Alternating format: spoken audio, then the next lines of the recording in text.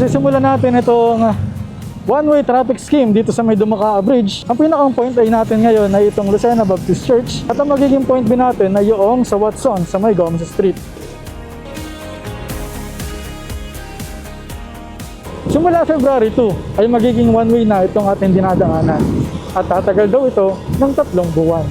Bukod dito ay meron pa tayong ibang mga kalsadang daraanan na kasama doon sa magiging traffic rerouting. Dito na tayo sa Point B.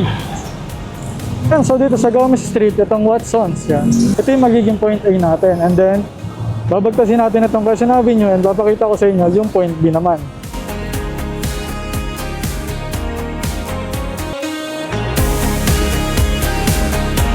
Ayan, mula dun sa Watsons kanina, sa may Gomez Street, ay one-way na lang papunta dito sa may Kapitolyo. Ito naman yung magiging Point A ulit natin, papunta naman doon sa kabilang rerouting.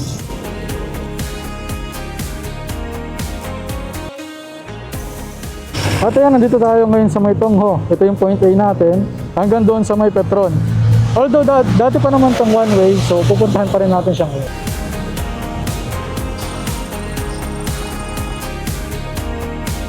Ito naman sa one-way traffic scheme ng Market View, ay mula dito dyan, yung pupuntahan natin dyan, ay one-way na lang din hanggang dito sa may St. Anne Hospital.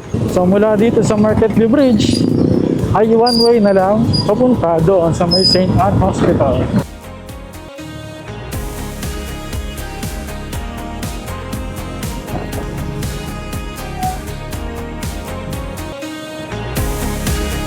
Ginawa natin ang video ito upang magkaroon ng kaunting kaalaman ang mga mamamayan sa pagbabago sa ating dadaanan. Ginawa nating travel vlog ngayon ay pinagbasihan ko lang din yung nakita ko sa online na pinost nila sa mga magiging pagbabago sa ating daraanan dito sa poblasyon ng Lucena City.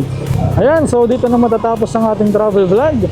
I am NJP and this is my journey.